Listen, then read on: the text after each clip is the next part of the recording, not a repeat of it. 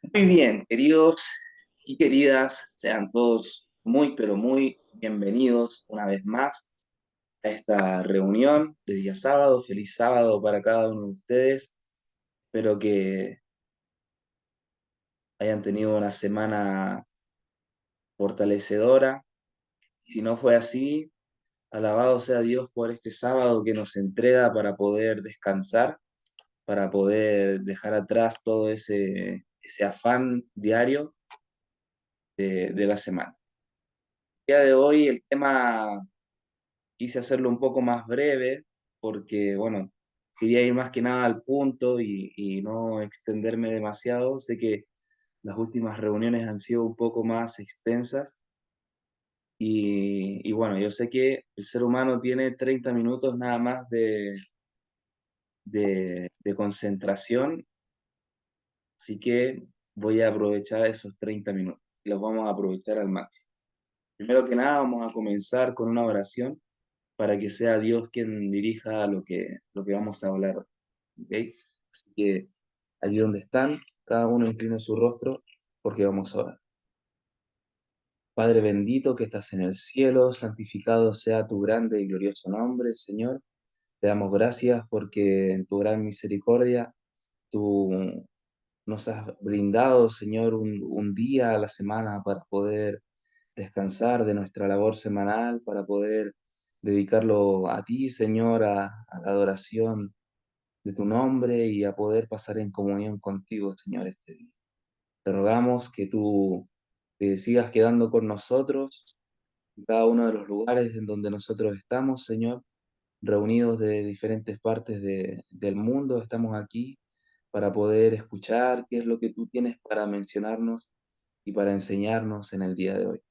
Que tu Santo Espíritu, Señor, se mueva en nuestros corazones, gobierne nuestros corazones, sobre todo el mío, para que mi mente sea impresionada por ti y mis palabras no sean mías, sino que sean tuyas, hablándole a tu pueblo en esta tarde, Señor. Gracias te damos por todo lo que nos das. Te pedimos perdón por nuestros pecados, Señor. Todo esto te lo agradecemos y te lo pedimos. En el santo nombre de Jesús, nuestro único y gran Salvador. Amén. Amén. Muy, pero muy bien. Bueno, el día de hoy, como ya se habrán dado cuenta, estamos estudiando los 8 remedios naturales. Ya hemos pasado por varios de ellos y le doy la bienvenida a los que se siguen conectando también ahí. Bueno, el día de hoy vamos a continuar con un remedio muy importante, ¿sí? Que hay algunos que no les gusta mucho, que es justamente, así es, el ejercicio físico. El ejercicio físico es uno de los remedios muy importantes para poder garantizar nuestra salud. Y aquí entra todo lo que es, ¿verdad?, el deporte, las caminatas, salir a trotar, hacer diferentes tipos de ejercicios de cualquier disciplina deportiva.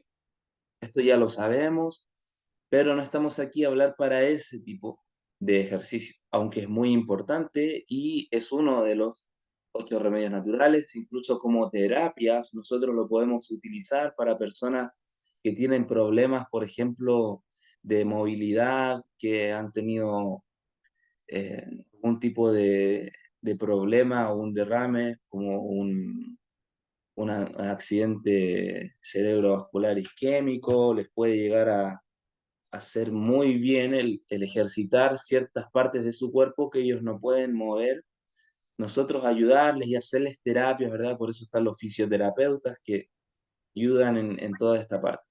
Y eso es algo muy notable, hay muchos estudios científicos que hablan al respecto, etcétera. Pero cuando nosotros hablamos de ejercicio físico y cuando Dios nos habla acerca de ejercicio físico, no solamente tiene que ver con el ejercicio que nosotros hacemos a nivel deportivo, sino también con el trabajo activo, ¿verdad? Que nosotros hacemos con nuestras manos. Por eso vamos a ver cómo fue que Dios le dio al hombre la facultad de poder mantener sus facultades físicas ocupadas, y mantener ese ejercicio siempre activo. Y vamos a ir a Génesis 1, del 26 al 31. Vamos a leer lo que nos dice. Entonces dijo Dios, hagamos al hombre a nuestra imagen, conforme a nuestra semejanza, y señoree en los peces del mar, en las aves de los cielos, en las bestias, en toda la tierra y en todo animal que se arrastra sobre la tierra. Creó Dios al hombre a su imagen, a imagen de Dios lo creó, varón y hembra los creó. Los bendijo Dios y les dijo, fructificad y multiplicaos, llenad la tierra y sojuzgadla, señoread de los peces del mar, en las aves de los cielos y en todas las bestias que se mueven sobre la tierra. Y es cuando Dios le entrega el señorío de la tierra a Adán, ¿verdad? A Adán y a Eva. ¿Sí? Les entrega el ser príncipes de la tierra. Ellos eran los príncipes de este mundo, ellos dominaban este mundo. Cuando entró el pecado en Edén, ellos perdieron ese señorío y ese señorío fue arrebatado de sus manos por Satanás. Por eso cuando Cristo vino a quitarles, vino a quitarle ese señorío a Satanás. Y cuando murió en la cruz, Él obtuvo su señorío sobre nosotros. Por eso es que antes el ser humano estaba sujeto a realizar sacrificios de animales como símbolo del Cordero de Dios para poder obtener el perdón de sus pecados. Pero cuando Cristo vino y venció al pecado en la carne, ya nunca más fue necesario que se hiciera ese sacrificio porque Cristo venció y se hizo dueño de todo aquel que era verdaderamente estar con Él de corazón y entregarle su vida. Él murió por toda la humanidad, por cada uno, por justos e injustos.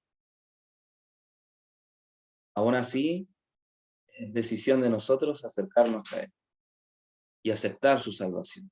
Por eso que no todos van a ser salvos. Solamente serán salvos los que acepten ese llamado.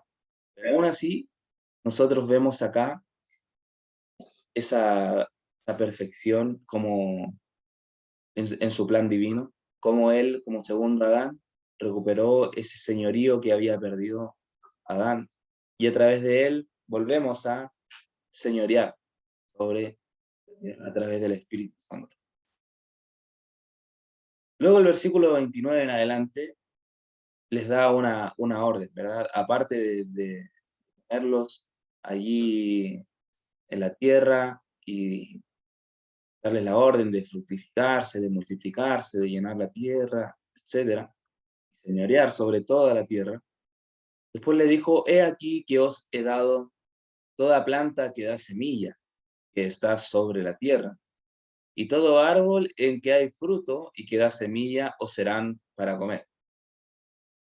Y a toda bestia de la tierra, y a todas las aves de los cielos, y a todo lo que se arrastra sobre la tierra en que hay vida, toda planta verde les será para comer. O sea, ahí vemos cómo Dios le da a todo el mundo, le brindó una dieta en base a plantas. Ninguno se alimentaba de animales en ese momento. No fue sino hasta la entrada del pecado que entró la muerte, y allí fue cuando tuvieron que empezar animales a comerse entre sí, ¿verdad? Se estableció la cadena alimenticia, todo lo que hoy conocemos. Y fue así. Y vio Dios todo lo que había hecho, y aquí que era bueno en gran manera. Y fue la tarde y la mañana, el día. Fue el sexto día de la creación. Dios hace todo esto y crea al hombre y a la mujer. Bueno, ¿qué sucede después? Génesis 2:15. Tomó pues Jehová Dios al hombre y lo puso en el huerto de Edén para que lo labrara y lo guardase.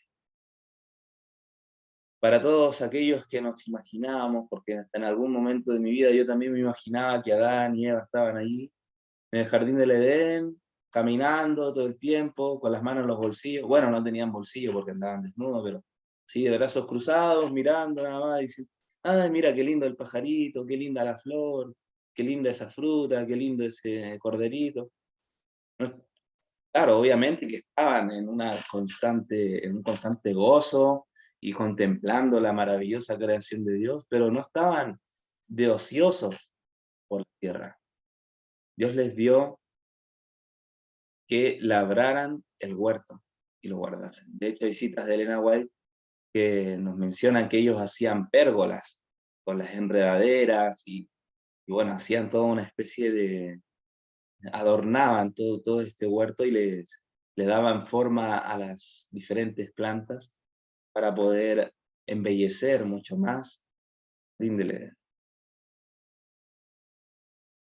Y aquí vamos a leer algunas citas de Ellen White que nos habla acerca de Adán. Dice, la máquina del cuerpo debe continuar su obra. Estudien el plan del Señor con respecto a Adán, quien fue creado puro, santo y sano. Se le dio algo para hacer. Había de usar los órganos que Dios le había dado. No podría haber estado ocioso. Su cerebro debía trabajar, no en forma mecánica como una simple máquina. En todo tiempo la maquinaria del cuerpo continúa su obra. El corazón palpita realizando regularmente la tarea que le fue asignada como una máquina de vapor, impulsando su corriente carmesí por todas partes del cuerpo. Acción, acción, es lo que satura toda la máquina viviente. Cada órgano debe hacer su obra asignada. Si continúa la inacción física, habrá cada vez menos actividad en el cerebro. Y aquí nos está dando un principio fundamental para poder mantener nuestra salud y darle mayor actividad a nuestro cerebro. Mantenernos ocupados, ocupados en una obra obviamente que sea productiva, sea nuestro trabajo o ya sea el trabajo de cultivar la tierra, de cuidar las plantas, etcétera, cuidar de nuestra familia, de nuestro hogar, poder ordenar, limpiar, mantenernos en actividad. Eso nos favorece, es una bendición el trabajo, es un don de Dios el trabajo. Ejercicio físico que nosotros realizamos mientras limpiamos los pisos, mientras vamos ordenando los diferentes lugares, es un ejercicio físico provechoso para nosotros, ¿ok? Obviamente, no va a haber un ejercicio físico mucho más provechoso que el que nosotros hacemos a conciencia, ¿verdad? Salir a caminar específicamente para ejercitarnos, para tener una buena salud, para mantener esa circulación. Pero aún así, el trabajo que nosotros realizamos, ya sea tu trabajo cotidiano como ama de casa, ¿verdad? O amo de casa, o también el trabajo que tú realizas de fuerza, trabajando en el campo, trabajando como carpintero, como albañil, como electricista o el oficio que tú tengas, veterinario, etcétera. Todo esa labor es una bendición para ti y no una maldición. Y vamos a ver ahora que el hombre encuentra felicidad en el trabajo. Adán tenía temas como motivos de contemplación en las obras de Dios en el Edén, que era el cielo en miniatura. Dios no creó al hombre meramente para que contemplara las gloriosas obras de Dios. Por eso le dio manos para trabajar, así como mente y corazón para meditar. Si la felicidad del hombre hubiese consistido en no hacer nada, el Creador no le hubiera asignado un trabajo a Adán. El hombre había de encontrar felicidad tanto en el trabajo como en la meditación.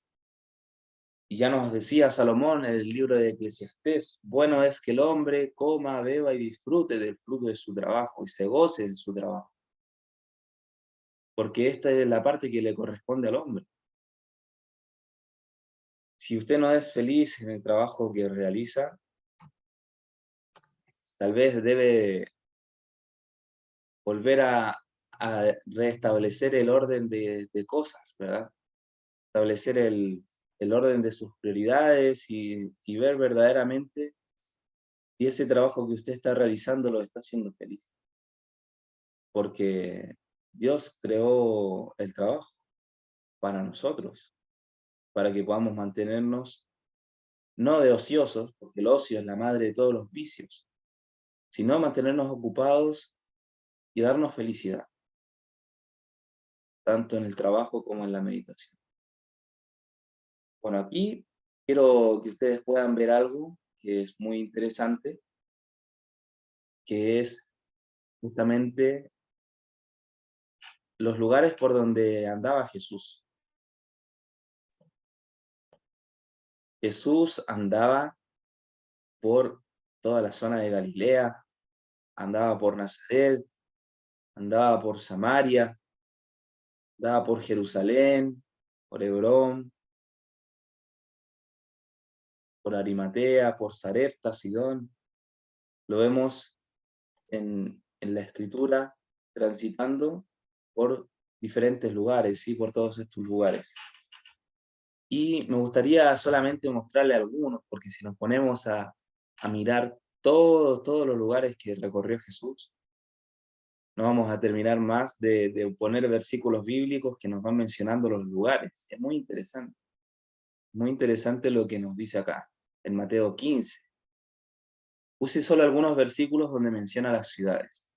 Si usted quiere ver las cosas que Jesús hizo en estos lugares, le invito a que tomen sus Biblias y que lean este capítulo de Mateo. Mateo 15, 21 nos dice: saliendo Jesús de allí, se fue a la región de Tiro y de Sidón. Sí. Según lo que yo alcancé a ver de esta parte, Jesús andaba por la zona de Jerusalén. ¿Okay? Y allí habían llegado algunos fariseos, ¿verdad? Y empezaron a hacerle preguntas. Y él transitó desde Jerusalén hasta Tiro y Sidón. ¿Ustedes saben la distancia que hay en esto? Estuve buscando y hay 498 kilómetros.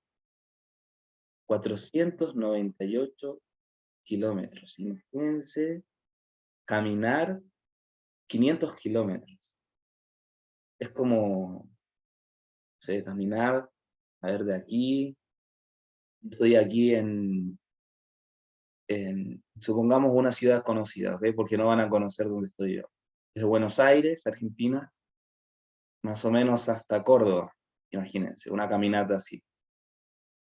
¿Cuántos días te va a demorar en caminar todo eso? Bastante, ¿no? ¿Cuántos días? Bueno, Jesús caminaba a esa distancia y no solo con sus discípulos. Y él iba al monte, subía al monte a orar, pues bajaba y estaba siempre en constante ejercicio. Su vida era de constante actividad. Además, encima, cuando él viajaba, se iba deteniendo también en las diferentes ciudades y haciendo milagros, ¿verdad? Sanando a la gente, predicando el evangelio. Él estaba siempre en una constante actividad. Qué ejemplo digno de imitar, ¿verdad? Entre Sidón y Tiro, nosotros encontramos una distancia más o menos de unos 40 kilómetros, ¿ok? Más o menos. Ahora, versículo 29, pasó Jesús de allí y vino junto al mar de Galilea. Subiendo al monte, se sentó allí. Salió de Tiro y de Sidón y se fue al mar de Galilea, junto al mar de Galilea. Acá tenemos el mar de Galilea. Entonces vemos que Jesús vuelve desde acá de Sidón, camina unos 120, 150 kilómetros más o menos, y llega y sube a un monte más encima y se sienta ahí. Allí es donde hace la multiplicación de los panes para los 4.000, porque hizo dos multiplicaciones de alimentos. Increíble, ¿no? Hizo una para 5.000 y otra para 4.000. Cuando se dicen 5.000 y 4.000, habla solo de hombres, sin hablar de mujeres y niños. Imagínense las familias, de la mujer, del hombre, la suegra y los hijos, etc. muchísima gente, muchísima gente, por lo menos unas 20.000 personas más o menos, alimentadas tan solamente con unos panes y unos. Increíble, ¿verdad? Cuando nos ponemos a tratar de discernir esto y de tratar de entenderlo con nuestra lógica, no lo entendemos. Bueno, me gustaría poder estar ahí con Cristo y que me muestre esas imágenes cuando Él hizo eso, ¿verdad? Ver la vida de Jesús y poder ver todos esos milagros que Él realizó. Y después de eso, despedida a la gente, entró en la barca y vino a la región de Magdala. Entró en la barca y cruzó el mar de Galilea hasta Magdala. Bueno, es bastante caminata. Y eso es solo un capítulo, ¿sí? Que solamente mencionan algunos de los lugares donde él estuvo y algunos de los milagros, porque aquí nos manda en una escena, saliendo desde acá de Jerusalén, pasando por Nazaret y llega hasta Sidón. Todo este viaje. Y lo menciona en un solo versículo.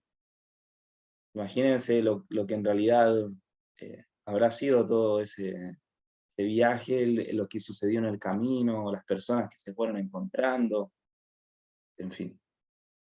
No existirían, como dice Juan en, en su libro, en su evangelio, nos dice que no alcanzarían las palabras ni los libros para escribir todas las cosas que hizo Jesús. Increíble, ¿no? Bueno, y aquí vamos a ver el trabajo y el ocio. Trabajo y el ocio. Muchos consideran el trabajo una maldición que se originó en el enemigo de las almas. Esta es una idea equivocada. Dios le dio el trabajo al hombre como bendición, para ocupar su mente, fortalecer su cuerpo y desarrollar sus facultades. Y esto es algo que debemos tener en cuenta siempre. Si tu trabajo sientes que es una maldición, te lo vuelvo a repetir. Entonces no es el trabajo que debes estar haciendo. ¿Sí? Busca algo que hacer que te guste, porque imagínate, si vas a estar tu vida y gran parte de tu vida trabajando en esa labor, entonces no te conviene pasar toda una vida amargado. Yo no creo que Dios te quiera amargado, ¿verdad? Al contrario, Él quiere que tu trabajo sea una bendición para ti, para ocupar tu mente, fortalecer tu cuerpo, desarrollar tus facultades. Adán trabajaba en el jardín del Edén y encontró placer, el placer más elevado de su santa existencia en la actividad física y mental. Y cuando fue echado de su hermoso hogar como resultado de su desobediencia, fue obligado a luchar con un suelo rebelde para ganar su pan cotidiano. Ese mismo trabajo fue un consuelo para su alma entristecida, una salvaguardia contra la tentación. Miren qué interesante esta parte, ¿no? El trabajo nos guarda de la tentación. ¿Por qué? Porque mantenemos nuestra mente ocupada, mantenemos nuestro tiempo ocupado. Por eso es importante siempre tener algo que hacer, porque en los momentos de ocio es cuando Satanás viene a tentarnos. Cuando nosotros andamos de ociosos, sin hacer nada, decimos, mira, ya hice todo, me voy a estar aquí a ver TikToks. Me pongo ahí a mirar TikTok. Y es cuando Satanás viene a querer tentarnos. Y si nosotros no hemos tenido una comunión con Dios justamente ese día y no hemos pasado y meditado en su palabra, en fin, aumentado nuestra fe gracias al estudio de la palabra de Dios, vamos a caer en la tentación. Por eso es importante que nos mantengamos ocupados, activos, haciendo ejercicio. El ejercicio físico ya como tal en el deporte también nos ayuda a poder luchar contra diferentes enfermedades que podrían eliminarse solamente haciendo ejercicio, como por ejemplo la ansiedad, la depresión, diferentes enfermedades neurodegenerativas que vienen justamente porque tenemos demasiado tiempo para pensar en nuestra propia desgracia. Al mantenernos activos, al hacer ejercicio, se oxigena nuestra sangre, vamos a llevar más oxígeno al cerebro, a bajar los radicales libres, en fin, un montón de beneficios que podemos encontrar en el ejercicio físico a nivel deportivo y también a nivel de trabajo, mantenernos activos en las labores de nuestro día a día. La ociosidad es una de las más grandes maldiciones que pueden recaer sobre el hombre, porque el vicio y el crimen siguen en su estela. Satanás está al acecho, listo para sorprender y destruir a los que no están en guardia, cuya ociosidad le da la oportunidad de insinuárseles bajo algún disfraz atractivo. Nunca tiene más éxito que cuando se acerca al hombre en sus momentos de ocio. ¿Qué sucedió con Eva? ¿Por qué Eva cayó en la tentación de Satanás, en la tentación de la serpiente? Fue justamente porque ella andaba de ociosa por ahí. Andaba caminando allí, observando el árbol que le habían dicho que no comiera, codiciando ese árbol ya, diciendo, mira, se ve rico, se ve lindo.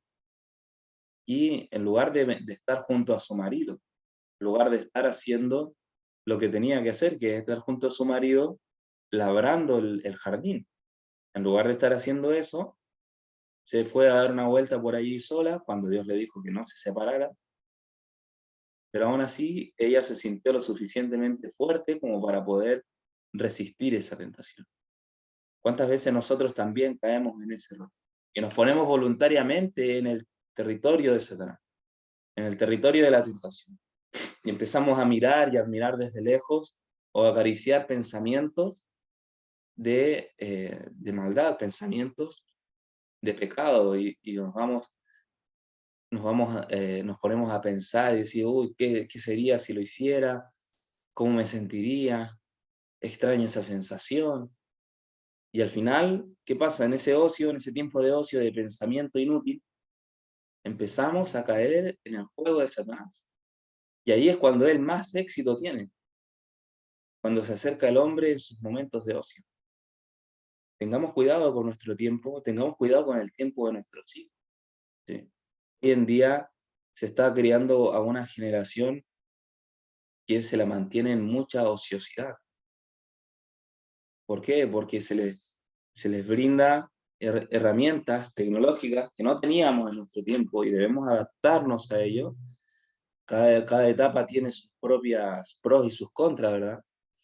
Pero aún así, ese tiempo de ocio pasa muchas veces pegados detrás de una pantalla, detrás de un celular, para mantenerlo entretenido, para que no llore, para que no moleste, para que yo también pueda tranquilo estar en mis momentos de ocio, y de esa manera caigo tanto yo en la tentación como mi hijo, ¿verdad?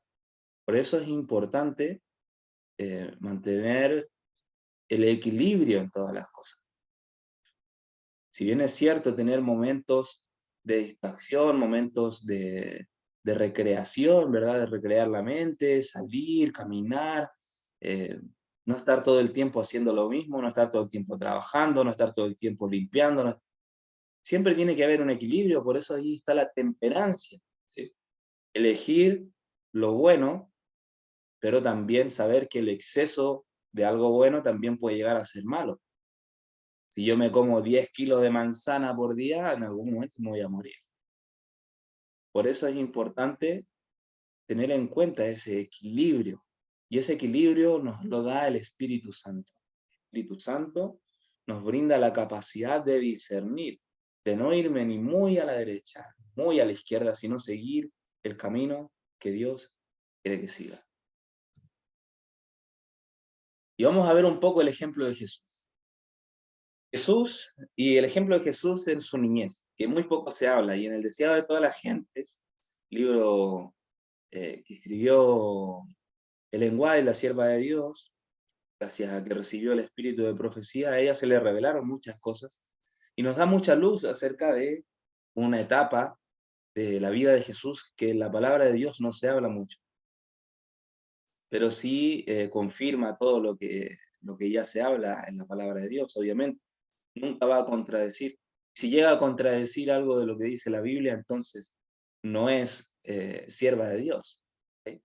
Ella misma escribió acerca de sus propios escritos, que creo que lo vimos hace un tiempo atrás, o los testimonios, que así ella llamaba a sus escritos, o los testimonios, o son de Dios o son de Satanás, pero no pueden ser unos de Dios y otros no ser de Dios.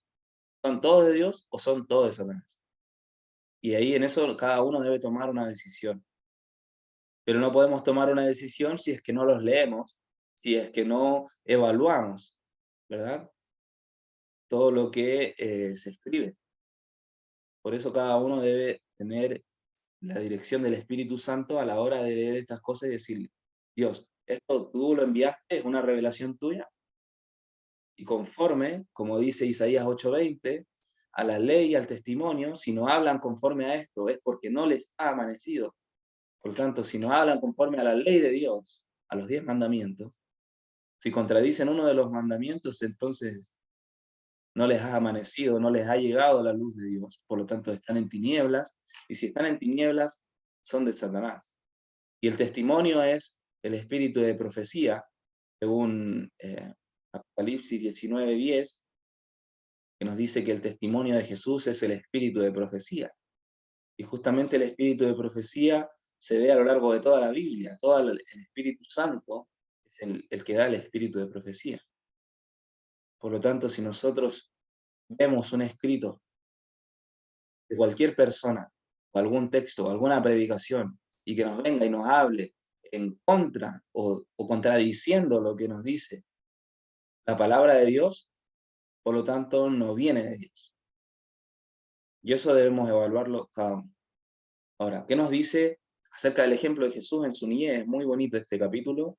Le invito a que lo puedan leer eh, en el deseo de todas las gentes. No recuerdo el número, pero nos habla de la niñez de Jesús, pues en su niñez. Jesús vivió en un hogar de artesanos y con fidelidad y alegría desempeñó su parte en llevar las cargas de la familia.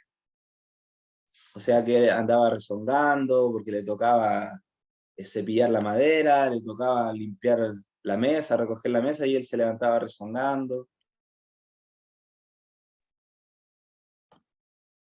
No, ¿verdad? Él tenía una voluntad y una fidelidad para llevar su parte en las cargas de la familia. Y aceptaba eso. Había sido el generalísimo del cielo, imagínense, el general supremo del cielo. Los ángeles se habían deleitado cumpliendo su palabra. Y ahora era un siervo voluntario, un hijo amante y obediente. Aprendió un oficio y con sus propias manos trabajaba en la carpintería con José. Vestido como un obrero común, recorría las calles de la pequeña ciudad, yendo a su humilde trabajo y volviendo de él. No empleaba su poder divino para disminuir sus cargas ni aliviar su trabajo. Qué bonito tiene que haber sido verlo a Jesús desarrollarse, ¿verdad? Y crecer, y a todos los que lo rodeaban. De hecho, en este mismo capítulo nos habla de que María, la Madre de Jesús, se deleitaba en ver el carácter perfecto de Cristo y meditar en él y, y poder aprender de él. Era un deleite para ella ver la perfección de su carácter. Jesús es el único que ha vivido sin pecar en este mundo, el único inmaculado, porque es hijo del Espíritu Santo y de una madre humana, claro, que Dios la escogió, pero que Dios la haya escogido no la hace una mujer perfecta y santa, ¿sí? Porque, ¿qué nos dice la doctrina católica? La doctrina católica nos dice que María fue desde su nacimiento inmaculada, fue perfecta, para que de esa manera pudiese dar a luz un hijo perfecto. Pero no era necesario que ella fuese perfecta, y carece de lógica este argumento, porque nos dicen que María y Jesús son los únicos inmaculados. Jesús, ¿por qué es inmaculado? Porque es hijo del Espíritu Santo, porque es hijo de Dios, porque el mismo Dios fue el que lo engendró. y puso la esencia. Él era el mismo Dios hecho carne. Por eso era inmaculado, era perfecto, él no tenía defectos de carácter. Como vimos la semana pasada, a él le daba sueño, le daba hambre, él tenía todo lo que cualquier ser humano puede llegar a tener, ¿verdad? Cansancio, tristeza, alegría. Tenía todo eso y también podía llegar a ser tentado, al igual que todos nosotros. Pero era perfecto. ¿Por qué? Porque era Dios. Porque tenía el Espíritu Santo en gran medida. Ahora, por eso era inmaculado. Ahora, si nosotros decimos que María es inmaculada, entonces también estamos diciendo que ella nació del Espíritu Santo. Pero ella nació, era humana. Ella murió en un momento y no resucitó. Quedó ahí muerta, está descansando en su tumba. No sé dónde está su tumba, pero ella está ahí descansando hasta que Cristo venga por segunda vez y la resucite, porque ella era humana.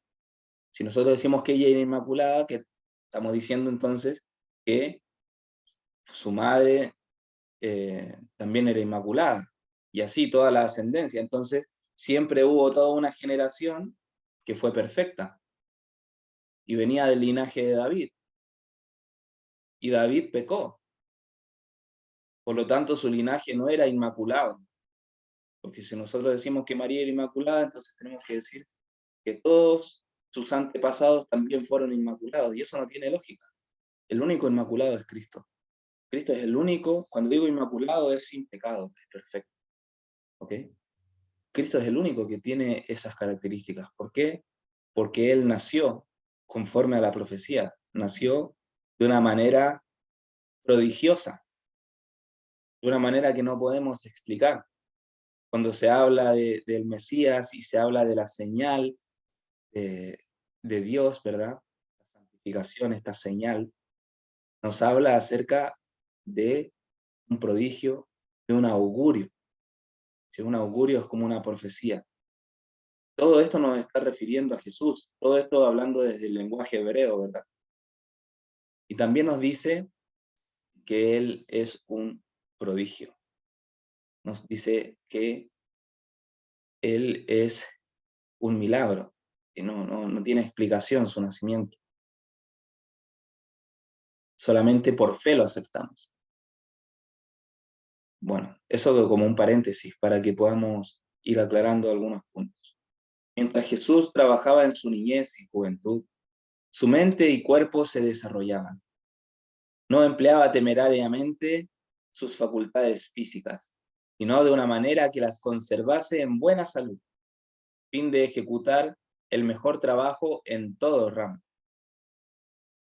Imagínense que Jesús tenía un cuerpo trabajado.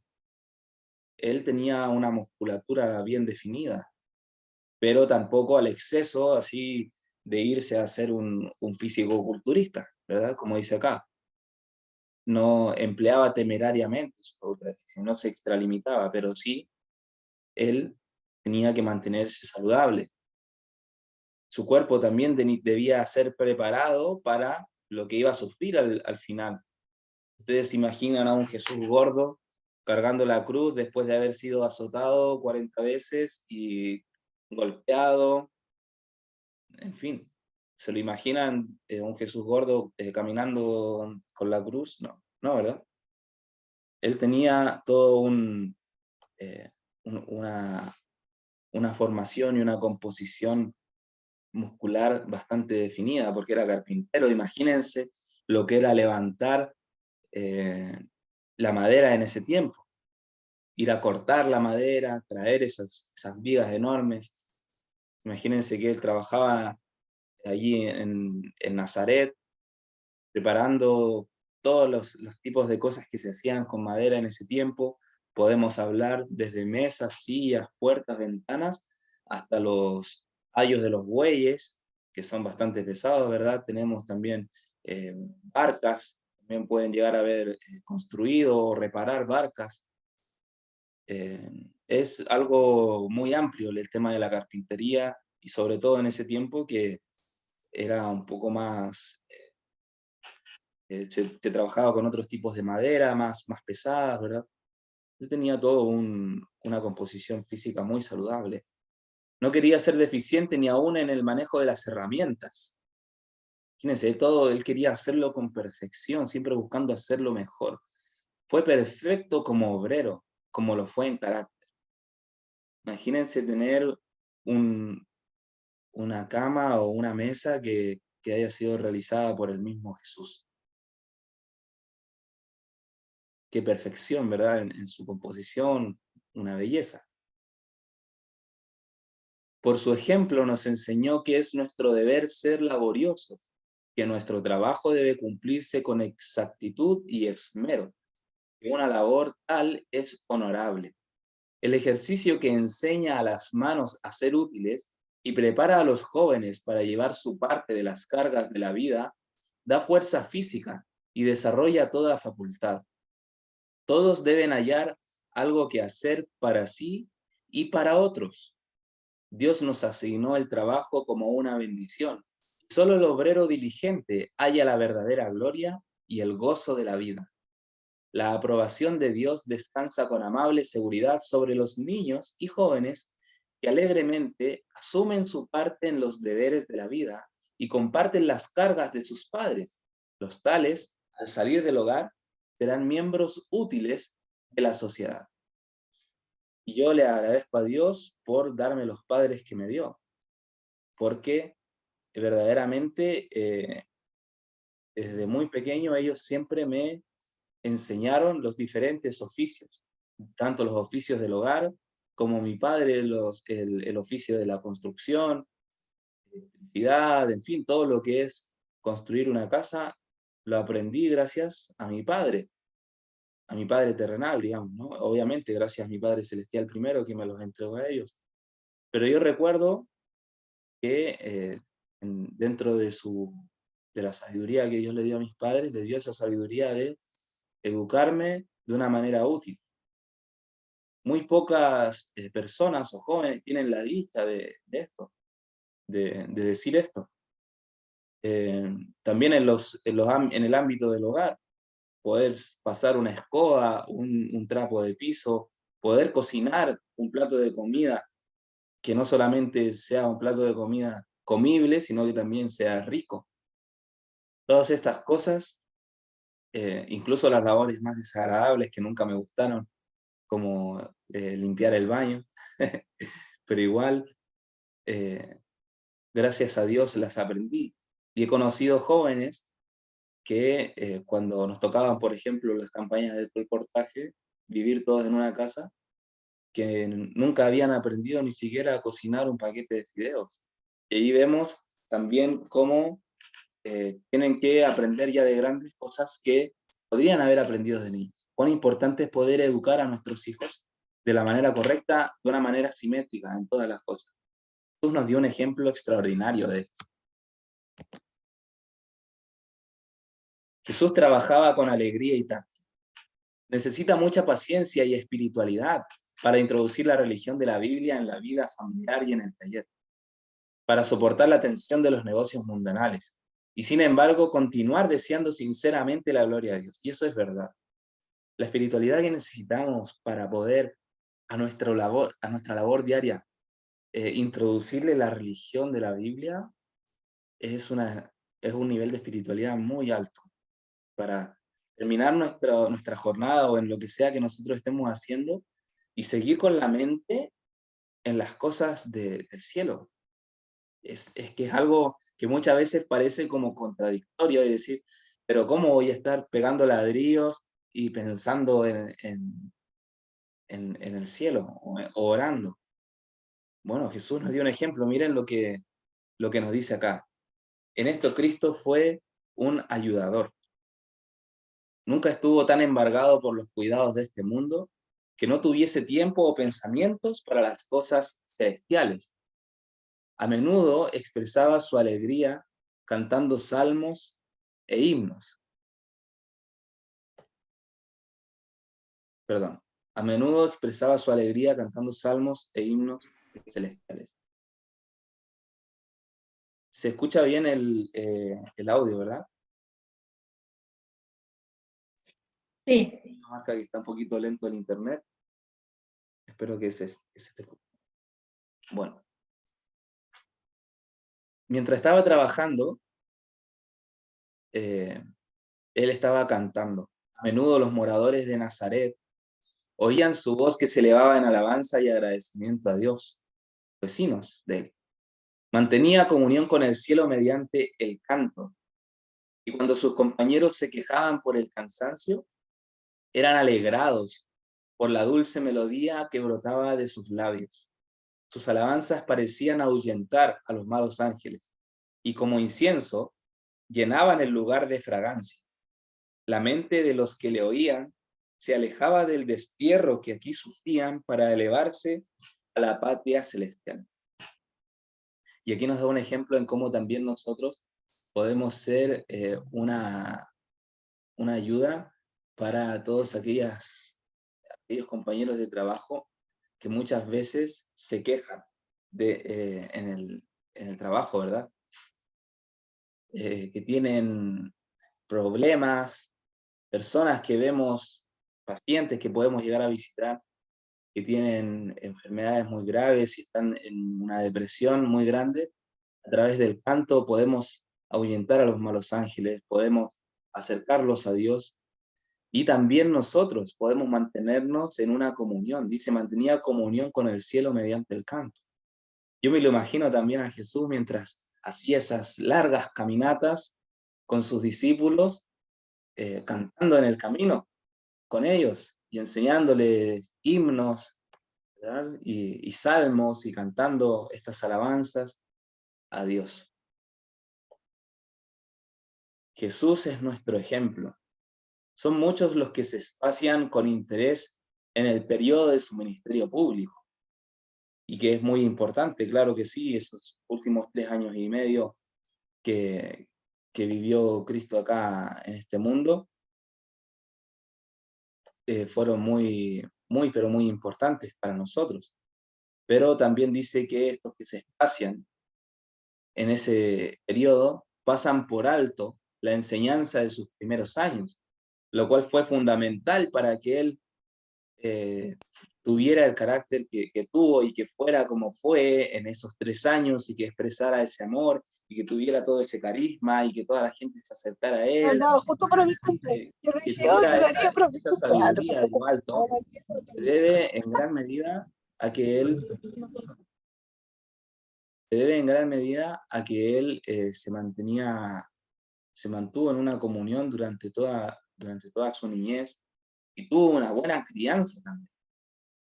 Dice acá, pero es en su vida familiar donde es el modelo para todos los niños y jóvenes.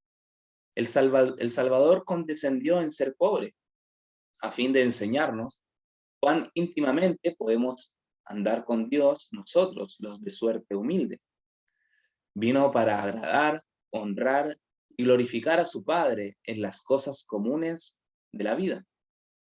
Empezó su vida consagrando el humilde oficio del artesano, que trabajaba para ganarse el pan cotidiano. Estaba haciendo el servicio de Dios tanto cuando trabajaba en el banco del carpintero como cuando hacía milagros para la muchedumbre. Y todo joven que siga fiel y obedientemente el ejemplo de Cristo en su humilde hogar puede aferrarse a estas palabras que el Padre dijo de él por el Espíritu Santo. He aquí mi siervo, yo le sostendré, mi escogido, en quien mi alma toma contentamiento.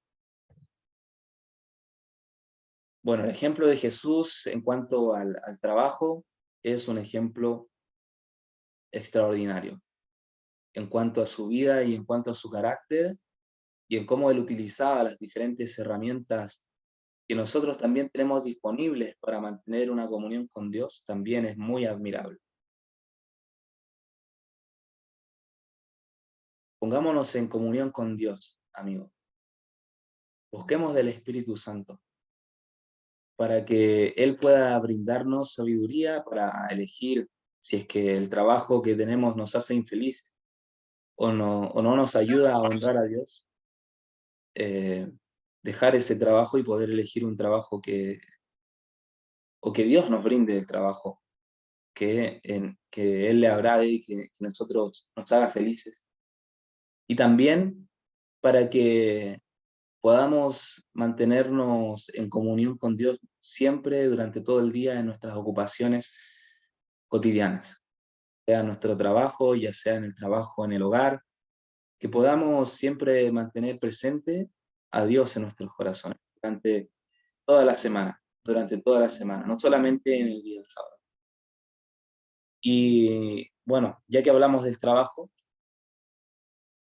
vamos a dejar para la siguiente semana el descanso, porque la contraparte del trabajo y de la actividad física es el descanso.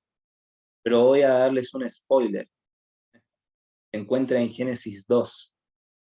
Génesis 2, versículos 1 al 3, donde nos habla acerca de qué pasó cuando ya terminó el proceso de la creación, ¿verdad? Fueron pues acabados los cielos y la tierra, y todo el ejército de ellos. Y acabó Dios en el día séptimo la obra que hizo, y reposó el día séptimo de toda la obra que hizo. Y bendijo Dios al día séptimo y lo santificó, porque en él reposó de toda la obra que había hecho en la creación. Bueno, cuando nos habla acerca del día de reposo, del día séptimo, nos está hablando acerca del día sábado, el Shabbat de los judíos. Y por eso ellos tienen el Shabbat. Sábado, Shabbat, significa reposo, significa descanso. Por eso es el día de descanso. Por eso cuando una persona se toma un año de descanso, se le llama año sabático. De allí viene el término año sabático. Y desde la creación, Dios reposó en el séptimo día, ¿verdad? Y bendijo Dios al día séptimo y lo hizo un día santo.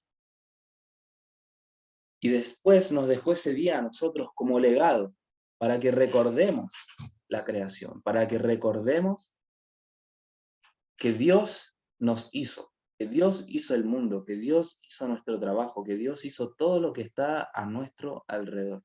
Por voluntad de Dios es que estamos acá. Por eso nos da el día sábado, para que no olvidemos que somos hijos suyos.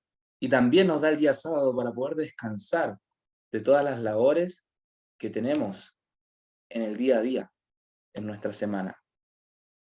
Todos tenemos diferentes trabajos que por ahí nos pueden llegar a agobiar, nos pueden llegar a cansar, nos pueden llegar a superar, quizás en muchos momentos, pero ese mismo trabajo que Dios nos entrega es un trabajo que es una bendición, y el descanso que también Él nos da también es una bendición para nosotros, para que podamos renovar nuestras energías, para que podamos poder deleitarnos en su creación.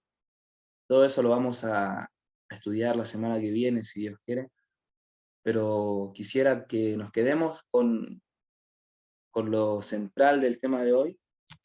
El trabajo es una bendición, mis amigos. El trabajo y el ejercicio físico y la vida activa es una necesidad para nosotros si queremos mantenernos en una esfera pura, ¿sí? Si queremos mantener nuestra espiritualidad, si queremos escapar y huir del ocio y de las tentaciones que van a combatir contra nosotros, debemos justamente procurar hacer lo mejor posible nuestro trabajo y entregar lo mejor de nosotros en lo que sea que hagamos.